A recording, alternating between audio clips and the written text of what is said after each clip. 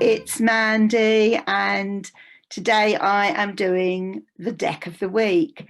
So I've chosen a deck that I bought just kind of like on the off chance. I was in this wonderful shop in Glastonbury about a year ago, and they had like loads and loads of different tarot decks, and I saw this Tarot Wonderland by Barbara Moore with illustrations by Eugene Smith. Now, I'm a pretty big fan of Alice in Wonderland, so it was a bit of a kind of no-brainer that I was going to end up buying this. I've never ever done a reading with it, but that, as I've said before, is typical of me. Yeah, I mean, years ago I was in a production which was a mixture of Alice in Wonderland and Through the Looking Glass, but to be fair, it was more Alice in Wonderland. So I knew a bit about Alice in Wonderland, and I like Alice in Wonderland. It's sort of in my system. That's why I bought this. I mean, it does come with this absolutely, hold on, lovely book. And on each of the pages, it will sort of like show you the illustrations, and it does give a description of kind of, you know, why they've chosen each image and how it relates to the story. Now, if anyone has actually read the original Alice in Wonderland, I can't sort of comment on the Disney movie, but the original Lewis Carroll works, it's very deep. I mean, it really is amazing writing for children. Lewis Carroll was actually, whose real name was Charles Lutwidge Dodgson. He was an Oxford University professor, and he specialised in mathematics. So he's got a very logical brain, and his humour and his wit is very much in logic. And a very sort of profound way of looking at things. And when he created the story of Alice in Wonderland, basically he was friends with the dean of Oxford University, and he used to go out sailing on the river. I mean, this is in 1865 or something like that. And he used to go out sailing on the river, and the dean had a daughter whose name was Alice Liddell, and literally Charles Dodgson, Lewis Carroll, made up these stories that he just told this little girl as they went sailing on the river. And she eventually said, "Will you write this out for me?" She just loved the stories, and a lot of the characters in Alice in Wonderland were based on people that they knew at the university. It's a very, very fascinating person actually to kind of like read his biography, that sort of thing. But anyway, I think Barbara Moore and Eugene Smith have done a pretty good job of the Wonderland Tarot in the choices that they've made, and how they've kind of like chosen such and such an image that ties in with the tarot in the traditional Rider-Waite sense, with the psychology of the story of Alice. I would need to remind myself of you know, really the ins and outs of all the Alice stuff, to really do justice to this presentation. So I'm going to go actually through it quite quickly, but I think if anybody was interested in that story, and this is lovely, there's a lot of explanation in here, I think you could actually really enjoy this deck. How good it is to read with, I don't know. So I'm going to whiz through. I mean, she started off with the Fool. Obviously, Barbara Moore's a pretty well-known tarot person, and she's written sort of several books. I've got one on her spreads that is absolutely brilliant. But yeah, there you have the Fool, which is Alice playing out in the kind of like the orchard with her cat Dinah, and so she's got the cat instead of the yappy dog. I wouldn't say there's she's just full of the joys of spring. And is she ready to go on an adventure? I would say yes, she's in high spirits. I wouldn't say that I'm feeling any sense of that she might be about to take a risk, whereas in fact in the Alice story she is about to take a big risk. I don't think that's particularly depicted in that image, but certainly someone about to go on an adventure. Now, for the magician, Barbara has chosen the character of the caterpillar. who is kind of like a bit sort of, you know, stoned. He's sitting there on his mushroom and or his toadstool, whatever it is. Yeah, so I mean that's why he's kind of like got that kind of like off his head image. And he's full of words of wisdom, and I do remember he told this wonderful poem, "You Are Old, Father William." That was kind of like her encounter with the caterpillar. But obviously caterpillars go through transformations. I think that there may be something there for us as readers to kind of go with. But I would recommend anyone that is going to read with this deck really does sort of like read the connections between the Wonderland and the cards. The High Priestess is gorgeous, and this is Alice kind of like looking at her older self through the looking glass. And obviously once she goes through the glass, it's like going through the veil. She goes into that other world. She goes into a kind of like a version of herself that is you know, maybe her at another time, maybe more mature. I don't know. I kind of like feel time is a law unto itself in Wonderland, to be quite honest, and I find that a fascinating concept anyway. But yes, I mean, that veil is there, the looking glass is the veil, you know, what lies behind it. I think that's brilliant for the High Priestess. Moving on to the Emperor, she's got the dodo here from the story. So yeah, I mean, yes, I can see the dodo kind of organizing everybody, which is very sort of like structural, very much like the Emperor. Whether he's very efficient at organizing, that remains to be seen. The Empress is lovely. This is Alice with the White Queen, and I mean, it's very natural. I mean, there's all sorts of kind of like animals. I mean, it's a beautiful setting. She's in the beautiful garden. But it's Alice who is being the motherly one there in that image. I think she's teaching the White Queen the worldly ways of, you know, how to be a queen. So yeah, I mean, again, it's how you look at it, but it's definitely got all of that kind of like Venus element going on there. Really nice choices. Really nice. I love this. So this is the Cheshire Cat for the Hierophant, and the Cheshire Cat, he's one of the first characters that Alice meets, and he very much kind of tells Alice what sort of world she's arrived at when she comes to Wonderland. He kind of gives her a kind of like a brief on what to expect. I mean, I do remember it's kind of like, we're all mad here. I'm mad, you're mad, everyone's mad. And so he's basically saying to her, you know, to fit into this world, you've got to be mad, you've got to be crazy. But he gives her all the kind of the rules and regulations of the world of Wonderland. And I kind of like feel that is a kind of like a side of the Hierophant, because the Hierophant represents the kind of, you know, telling us this is the environment, this is the world that you live in, so this is what you have to kind of adapt to. The Lovers, interesting choice here. We've got the Knave of Hearts, I believe, and he's there sort of in between Alice and the Queen of Hearts. It's almost like two completely different sort of like females. Who's he going to give the tarts to? I think there's a whole interesting little story there. But yes, it is the Knave of Hearts, and he does bring gifts, you know, what somebody might do if they're kind of, you know, with their loved one. Chariot's an interesting choice. She's gone with the flamingo, which is the croquet game. I had a quick look in the little book about the significance of this, and it was basically about being in control of your vehicle.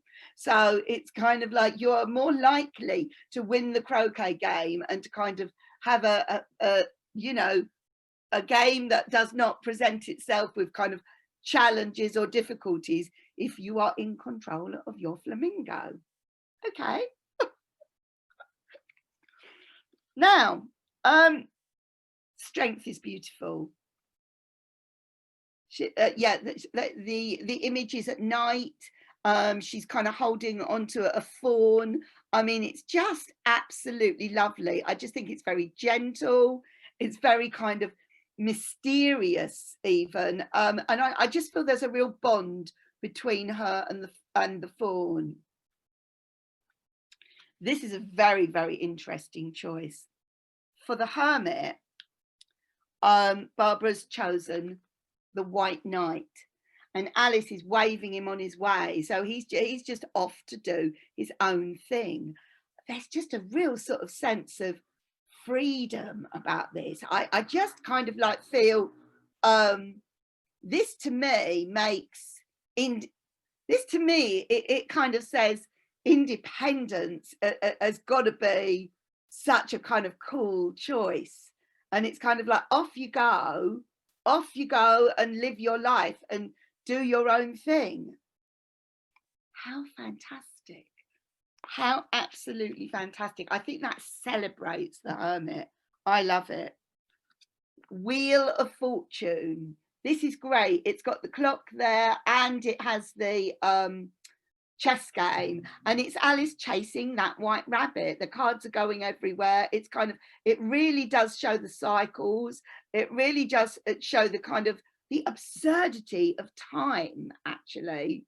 It really, really does. And kind of, and then it's got that feeling about it of the repetition, you know, like if you're like a hamster in a wheel. I mean, it feels a little bit like that. I think that is an amazing image. Okay, so moving quickly on. Justice. So you've got your little henpecked husband there, and you've got a very, very angry Queen of Hearts. So I would not want to be tried in her court. Thank you very much. I mean, I know the Justice card is all about kind of like, you know, what is fair and what is honest and right. But this is, I kind of like feel here, I don't even know whether these cards are readable in reverse, because I just feel this is so strongly, this court has just got, it's just a law unto itself. That's how that feels. Hanged Man, very interesting. So we've got the Mad Hatter here, and he's hanging upside down on a clock in the middle of a forest. Looks like he's got a bit of toast or something in his hand, but I just feel that his whole existence just feels like it's in suspense. It's just hanging there. It's just endless. It's just kind of tick, tick, tick, tick, tick. Nothing changes. It's like, it's almost like he is trapped in this kind of like insane world. Sometimes with the Hanged Man in other card decks, I feel a sense of peacefulness, but with him, I just feel it's just almost like, oh, I don't know, I'm just going to have another quick look at it. I don't know, it's just kind of like, well, I might as well go and hang up on the clock now because I haven't got anything else to do. It feels like boredom to me as an immediate reaction to that card.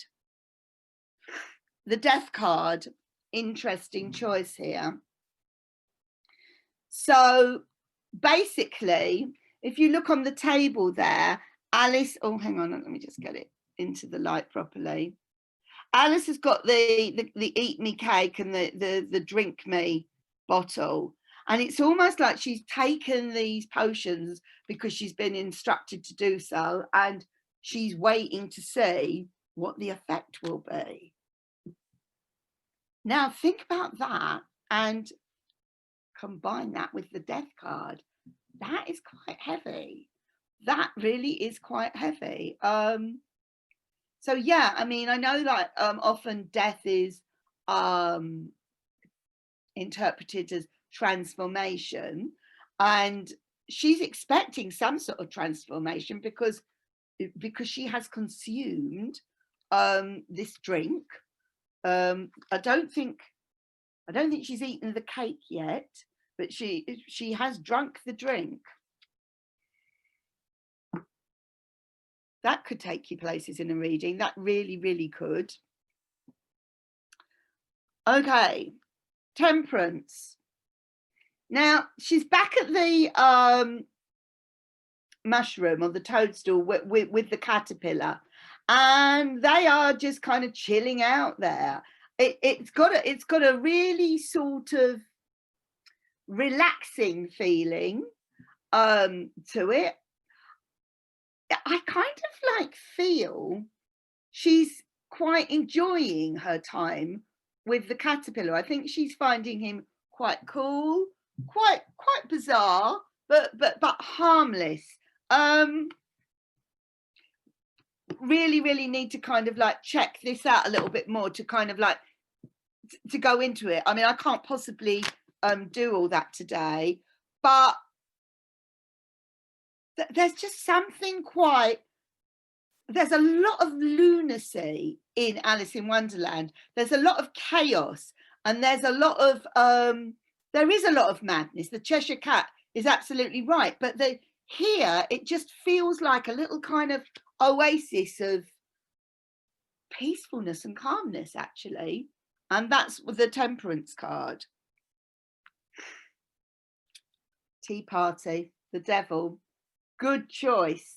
So there he is, the Mad Hatter, sitting at his tea party. He's got the March hare there. There's the clock there that probably always says the same time. And the tea party, imagine it, a tea party that just goes on and on and on. I mean, it sounds like fun, a tea party, but imagine if that's all you had, morning, noon and night.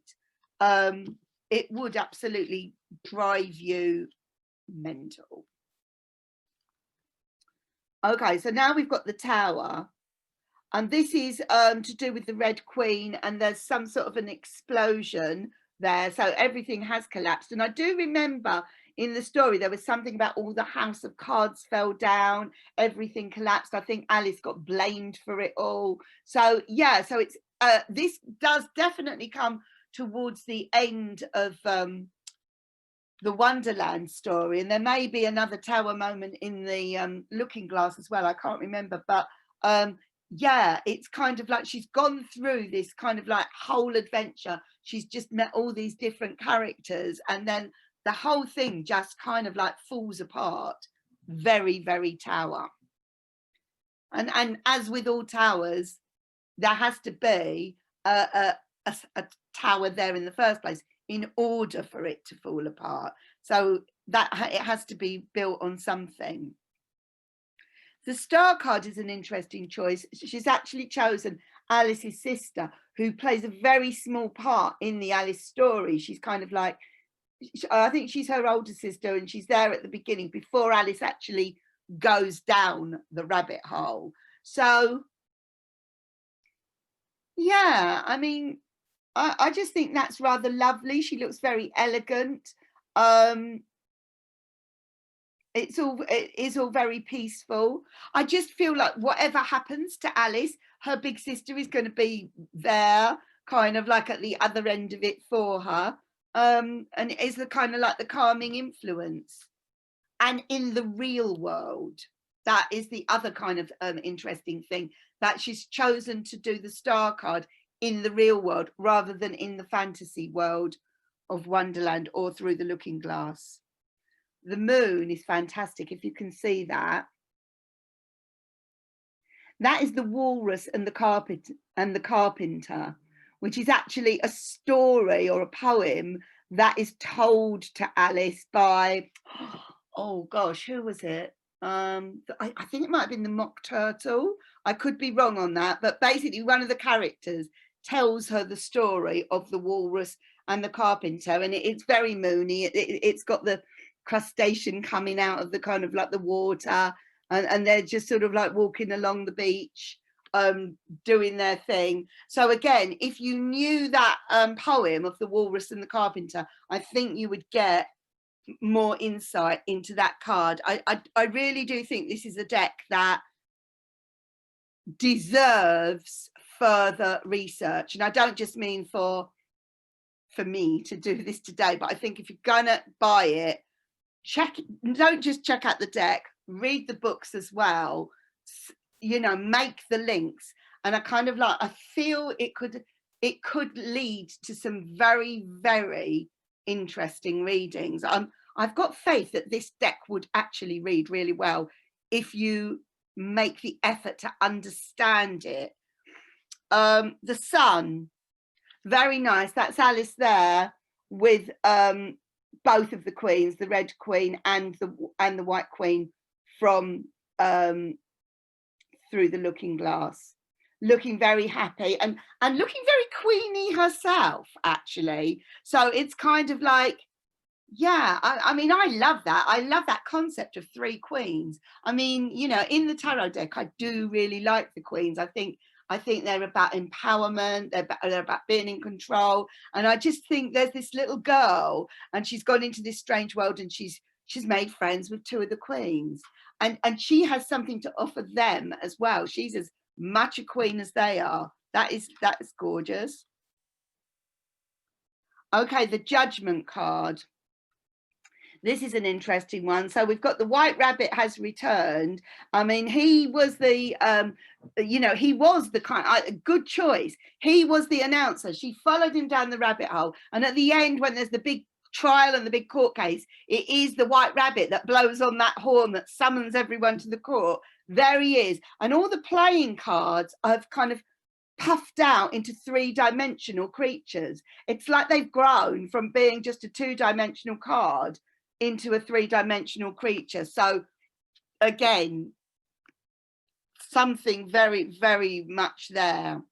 And finally, on the majors, we have the World card. So there she is on the chessboard. She's played the game. It's all tied up in a bow. I would say she's won that game of chess. She's won that round. She's come out of it on top.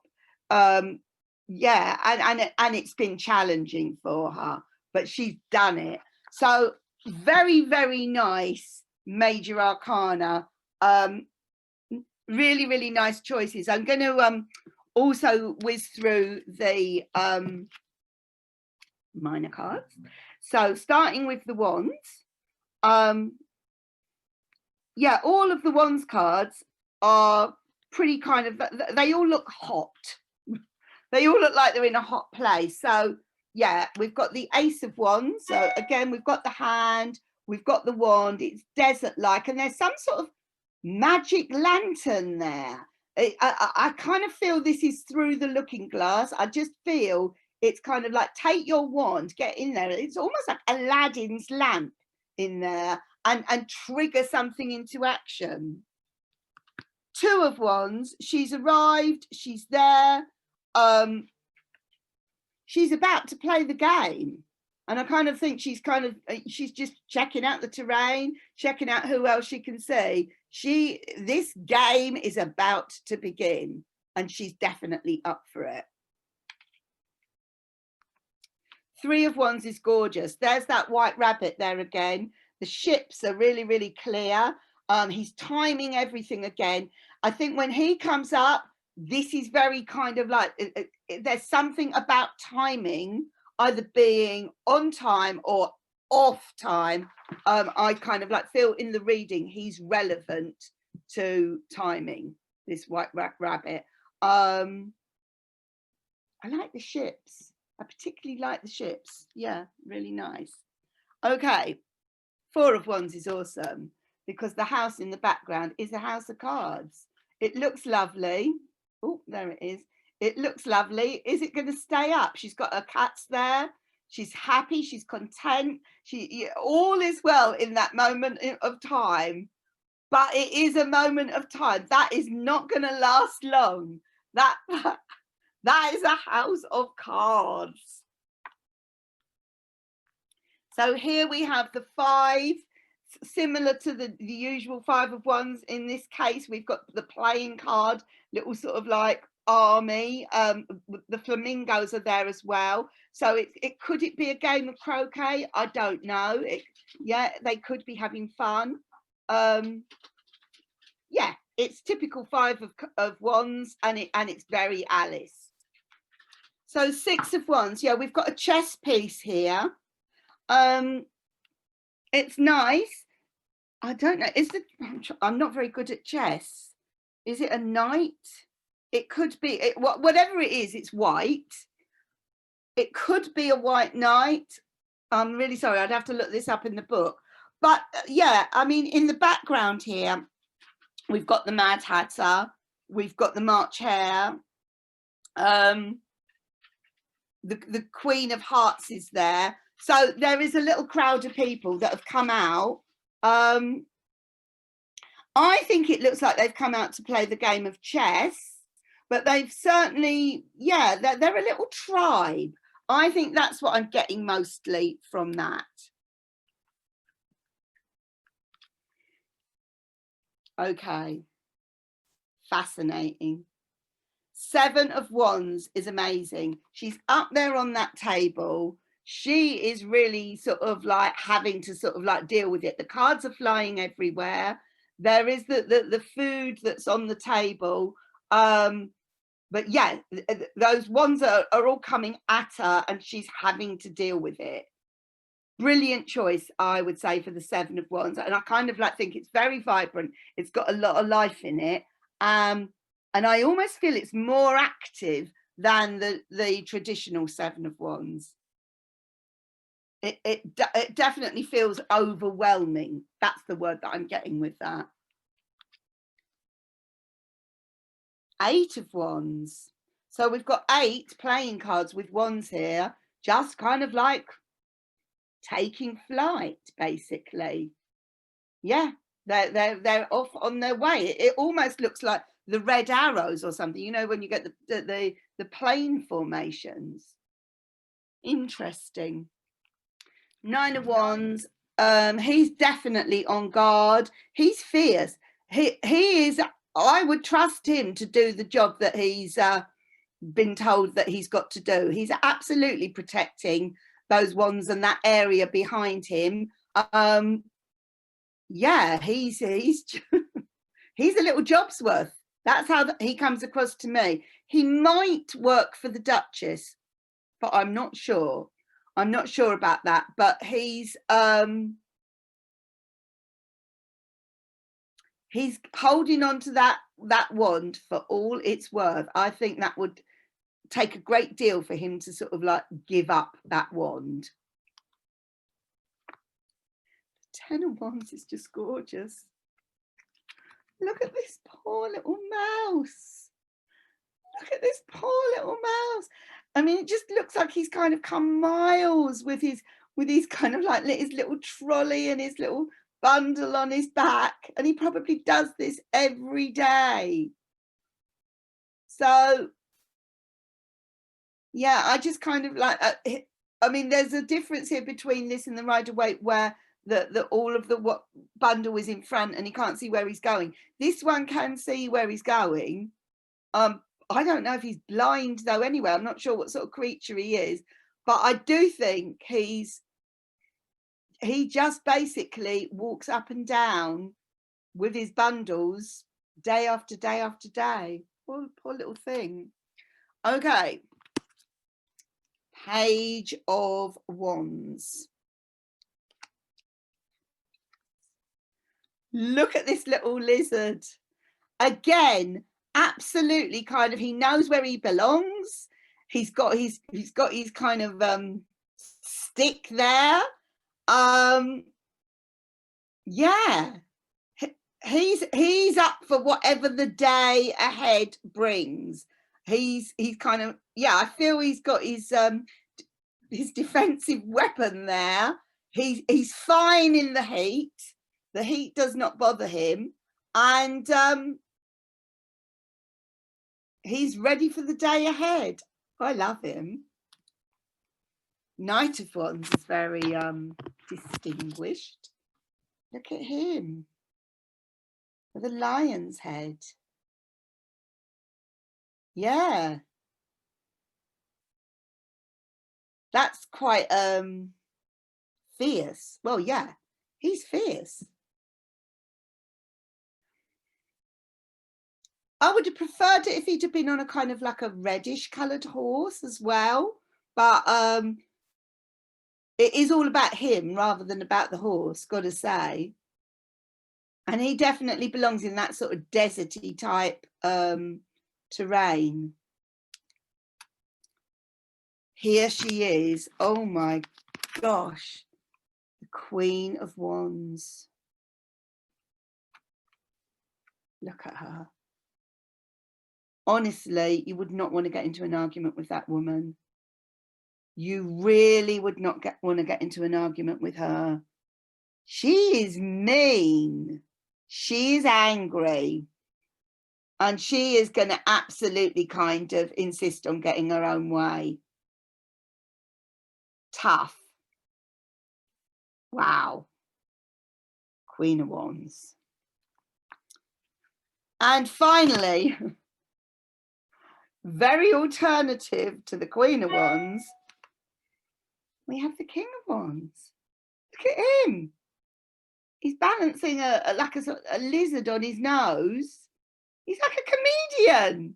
So yeah, he likes an audience, this guy. He kind of, I think he's quite jolly. I think he's quite funny. I think he likes to make people laugh. I think he likes people to, but I think he must really annoy her. And maybe he does it to kind of like just have a kind of a bit of a relief from his nasty battle axe of a wife. Wow. Okay. Let's have a look at the Pentacles. So again, with the Ace, she's about to go through that looking glass with the Ace. She's got her coin and it sort of matches up with some sort of cake, it looks like, through the other side. It's almost like that is what her coin is worth. And we do know that she's going to go through. Two of Pentacles. So look who is doing the balancing act. Surprise, surprise. It's the Mad Hatter they've chosen on this one. So yeah, he's juggling with his pentacles. He's trying his luck. He's come away from his tea party and he's having a bit of fun. I'd like to look this one up in the book. I would like to know why she's gone with the Mad Hatter for the Two of Pentacles, because there must have been so many contenders that she could have put into this Two of Pentacles card, and for some reason she's chosen the Mad Hatter, and he's such a main player. Yeah, I should have looked that up before, so I apologize if anyone wants to know the answer. Message me and I will look it up especially. But yeah, for some reason she's got the Mad Hatter down by the boats. Three of Pentacles makes so much sense. There she is. You know where the gardeners paint all the rose bushes, and there she is, kind of like, you know, working away. She's got the White Rabbit is there. She's got the king there, and she's kind of like, you know, making his rose bushes look lovely. That makes complete sense. It's very Alice, and it's very Three of Pentacles. So we finally get to meet the Dormouse, who is trapped in the teapot. For the Four of Pentacles. I think that's brilliant. So the Dormouse spends pretty much the entire story, most of it, asleep and yawning in the teapot at the Mad Tea Party. And there he is. Okay, or there she is, he is, I don't know. But it is a feeling of being very kind of like, come on, come out of the teapot. It is very sort of trapped. It is very clinging on to that teapot. Like, you know, whatever you do, you don't want to lose that teapot or that home in the teapot. Okay, so Alice and the Footman, this is where they are not really welcome guests. I've got a feeling this is the Duchess's house again. So there they are. It's very Five of Pentacles. There's obviously something kind of going on behind that door. I don't know whether the doorman is actually kind of also not welcome there, or whether he's being more of a guard and he's kicking her out. But yeah, that is the Five of Pentacles. There's no sign that she's going to get into that building anytime soon. 6 of Pentacles. Yeah, there we have it, the mad tea party. That's it again. There they are with kind of like this kind of like array of food. Oh, I don't know, there's all this wonderful stuff in the original story where he says, would you like some more tea? And she says, well, I can't have more because I haven't had any yet. And and then he says, well, you mean you can't have less? It's easy to have more than nothing, or something like that. There's this real like play on words, and it absolutely does her head in. He asks her all these ridiculous riddles. There's nothing pleasurable whatsoever about that tea party. Okay, so that is the 6 of Pentacles, and he is willing to share with her, sort of. The 7 of Pentacles. So we've got here the gardener again, okay, who's been sort of doing this very good job on this rose bush. Now, in this case, all the pentacles are up there on the rose bush. Hard to say whether he's happy or not, but there's something about that bird. I don't know whether it's kind of like, I've just done all this work and any minute now this bird is just going to destroy it all. I don't know whether that's what the sentiment is there, but that bird is very prominent in the choice of this artwork. 8 of Pentacles, very nice, very nice. We've got the Queen here working away. She's working away. It's very, very 8 of Pentacles. There she is.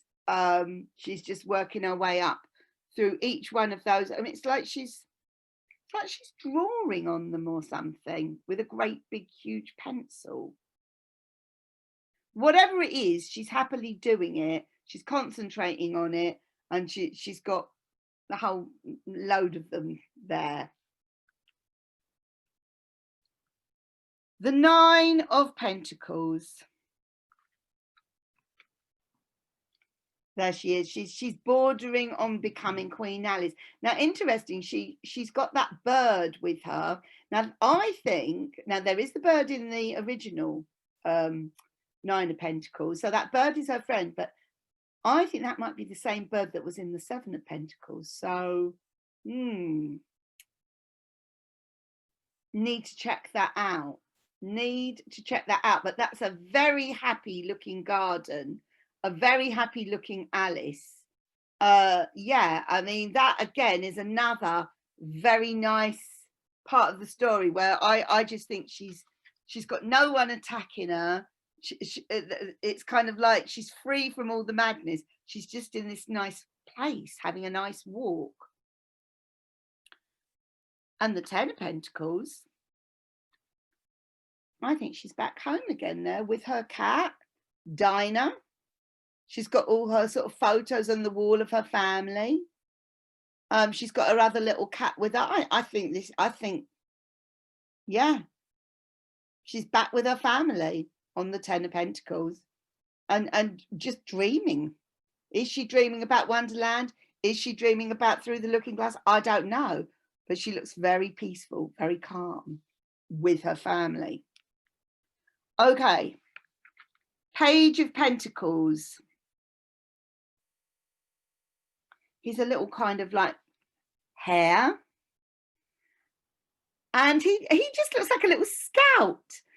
He's really sweet. He's really nice. He's there in the field. Is he a field mouse or something, or a little rabbit? I don't know, but I just feel he's picking up the pentacles. He's perfectly happy to do his little job. Yeah, you kind of want to just leave him to get on with it and hope for the best for him. The Knight of Pentacles. He's on a sort of funny little sort of Shetland pony. I mean, he's quite a character up there. He's not even sitting on it properly, like with his legs either side. And I think that's because it's not going anywhere. He's just sitting up there, and it almost looks like he's going to eat that pentacle, like that was his lunch in his sort of lunch bag. I quite like it. The Knight of Pentacles. Yeah, good old reliable Knight of Pentacles. I think you'd always know where to find him. It's like if you find that bit of the maze, he will just be there, ready to eat his pentacle. Okay, the Queen of Pentacles. She seems very old to me. She looks like she sort of works in a post office or something like that, or a bank. An old-fashioned sort of bank. And I would sort of say she's, yeah, it's like oh no, there it is, it's like a sweet shop. I can see all the sweets up there, and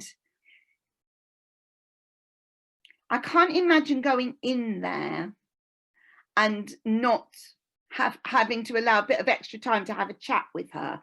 I would imagine that she's very she loves her job, she loves her place of work, and she loves when all the customers come in to have a chat.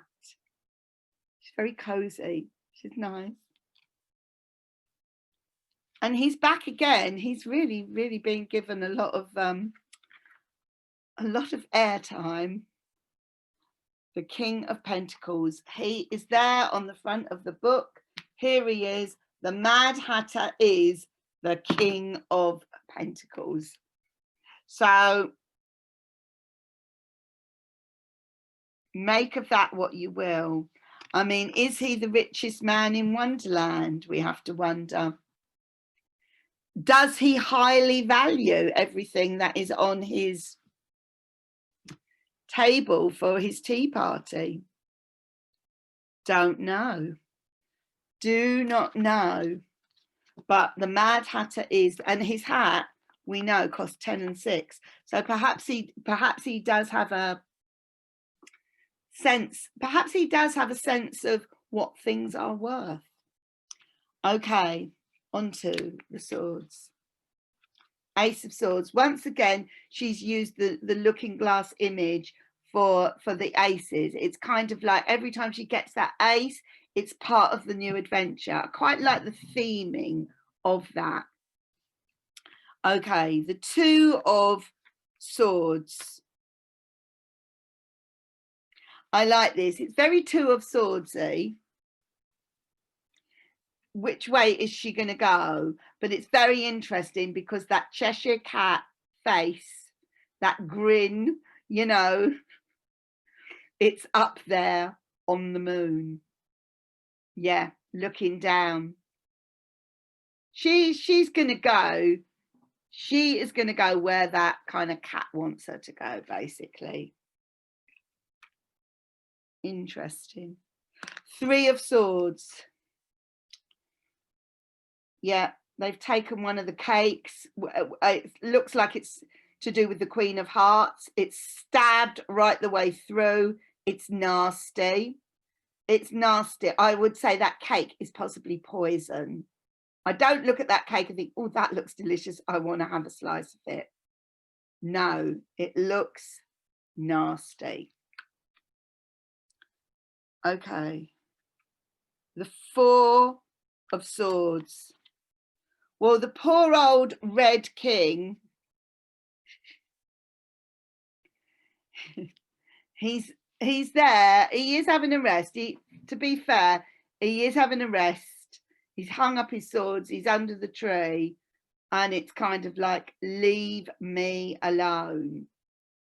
Leave me alone. I mean, I think anybody that's got anything to do, anybody who's kind of like associated with either that Queen of Hearts or that Red Queen is going to need that Four of Swords rest. Essential. Oh my gosh, here she is. She's back. Five of Swords. I'm not surprised they chose her for this card, the Five of Swords. I think she's very ruthless. The poor little gardener's probably petrified in the background. And yeah, she's come out to chop off a head, basically. She's ruthless.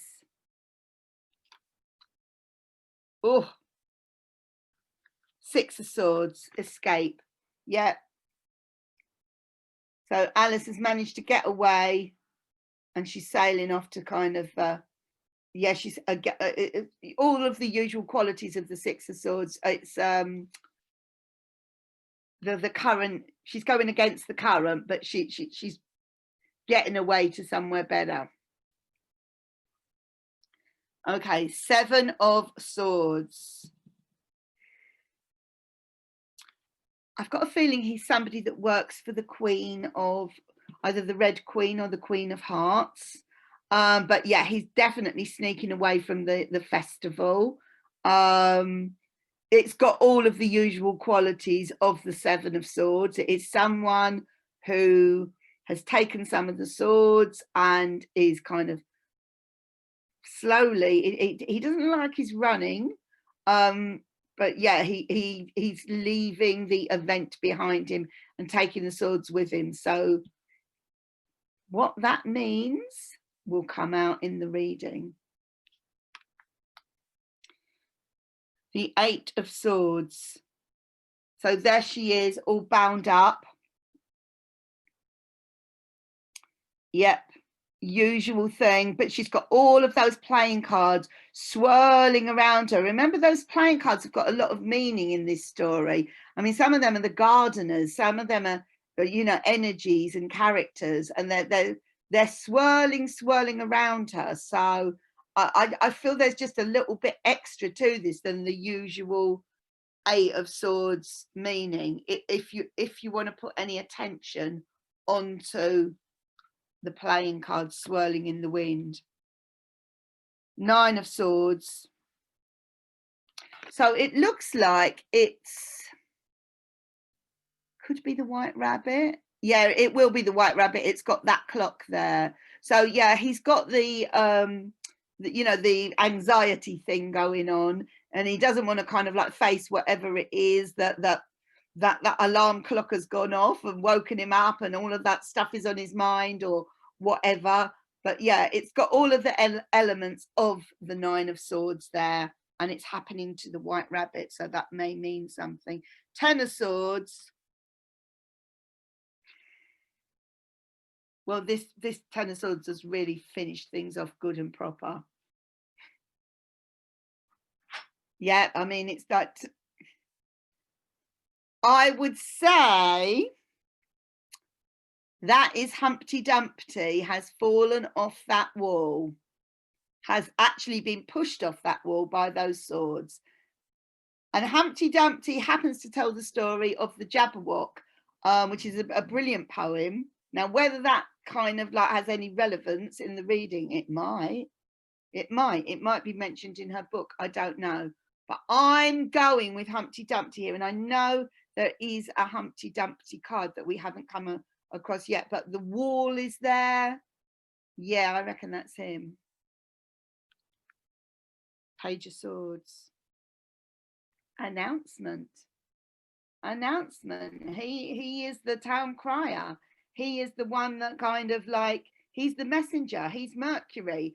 He's the one that kind of you know, here's today's news. What is he about to announce?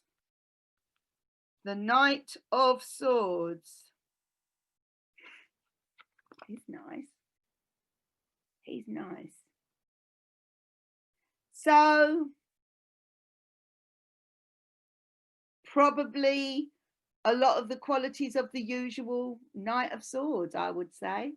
He's on a white sort of, you know, fast moving horse.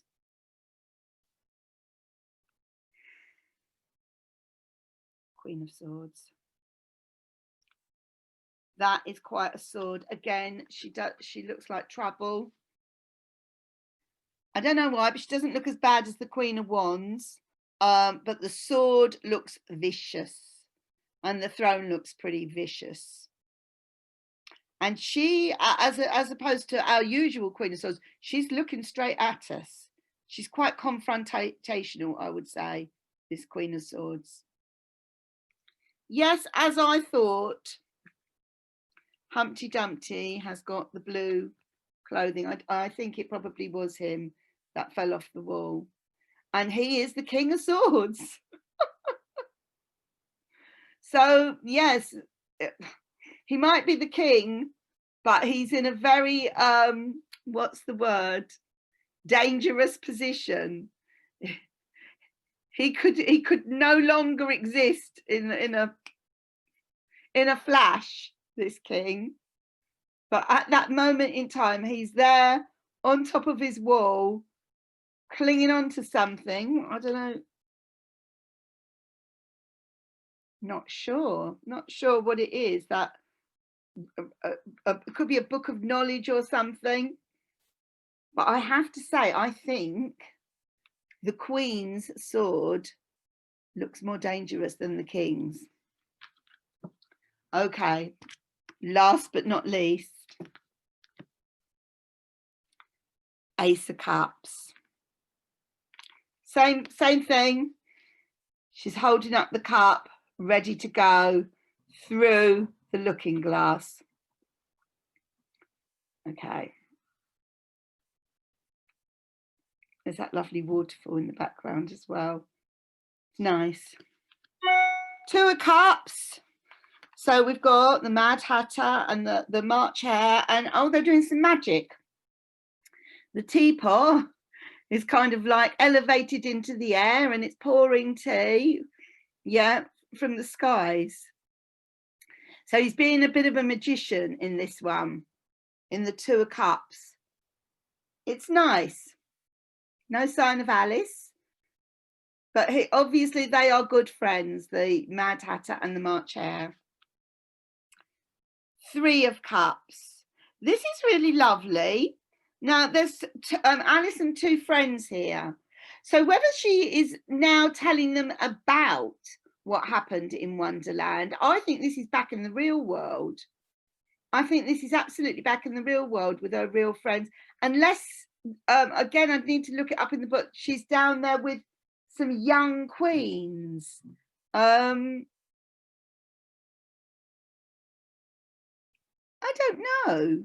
My immediate reaction is this has a kind of an air of reality about it rather than fantasy. That's just how I take it. The Four of Cups.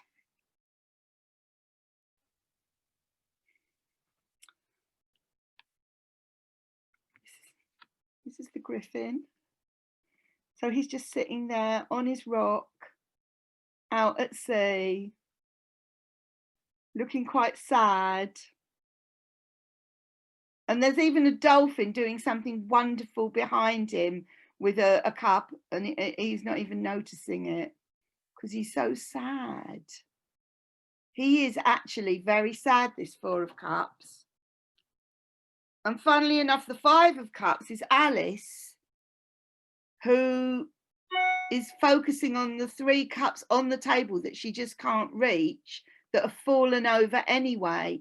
I like that. There's something to be said about that. She's got the two cups, she's got them down on the floor upright, but she might not even realize that what she's focusing on is sort of all spilt anyway. Nice. Six of Cups. And this Six of Cups is actually on the box. So it's very nice. It's Alice and the White Rabbit sharing some nice looking cakes. Lovely. The Seven of Cups.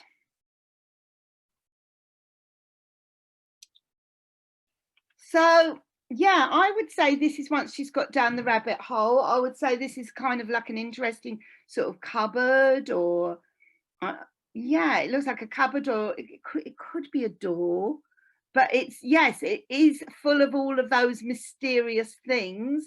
Is it in her imagination? Maybe. Or is it, you know, I know what it is. It's all the little doors. They're all little doors. I love it. Which one should she open? Fantastic.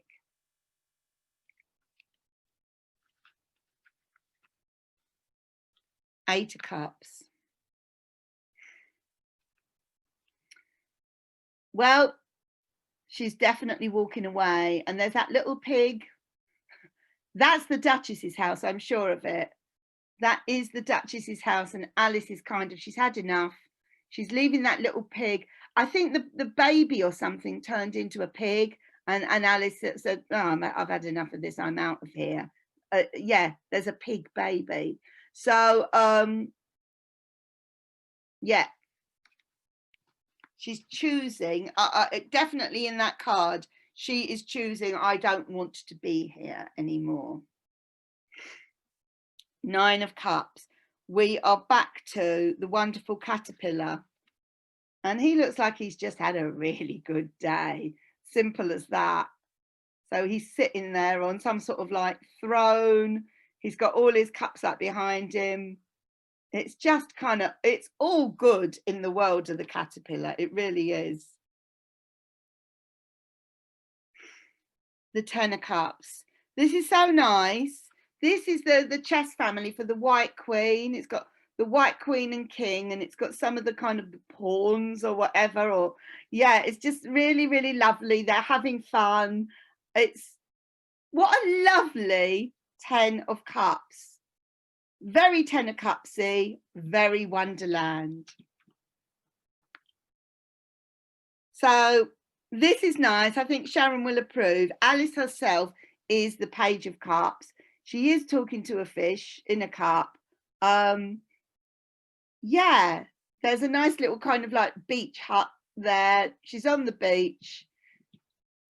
Yeah, it's just one of her new friends. And I think for Alice to be talking to a fish after what all of the kind of like strange and weird and wonderful people she meets in Wonderland, that's nothing. The Knight of Cups. Here he comes, the hero. I mean, he really is. Yeah, he's got his cup. He's got his beautiful horse that's all beautifully adorned. He's slowly, steadily making his way through. He's older than a normal knight, but that's fine. He is the Knight of Cups and full of all his words of wisdom and romance. The Queen of Cups. She looks very happy. There she is on the beach. I love her sort of pinky, purpley hair, by the way. But yeah, to me, she looks peaceful. She looks peaceful. She looks emotionally balanced. And finally, he's out there at sea. Last but not least of the whole deck, the King of Cups. There he is, bobbing up and down on his throne. He's got his cards in his hand. Yeah, fantastic. And he's completely cool about the fact that it is a very, very sort of wavy ocean. I think this is a good deck. I go back to what I said before. I think that if you get this deck, you've got to do it justice. You need to read the stories. You definitely need to read the book and why she's made the choices that she has made. And I think they're well thought through choices. I have flicked through it. They're kind of, it's all got depth to it. I'm disappointed there's no Jabberwock there. I am going to say that. But apart from that, I think this is a good deck. It's inspired me doing this video today to read this book that comes with it, jog my memory about the Alice in Wonderland stories. And if I've got the Alice in Wonderland here, if necessary, I will read them again, because I feel if I'm going to do a reading with this deck, I want to kind of like go down the rabbit hole. I want to crawl into those depths. I think there's more to this deck than meets the eye. That is my kind of like opinion on it. I know there are other Alice in Wonderland decks, but I think this one's made some really sensible and interesting choices, and I'm not prepared to criticize any of the choices until I have properly done the research on it. And yeah, I may even at some point come back and say, I'm ready to do a reading on this. Any volunteers? You never know. But for now, Okay, I'm going to say we all lived happily ever after. And I'm going to say bye for now.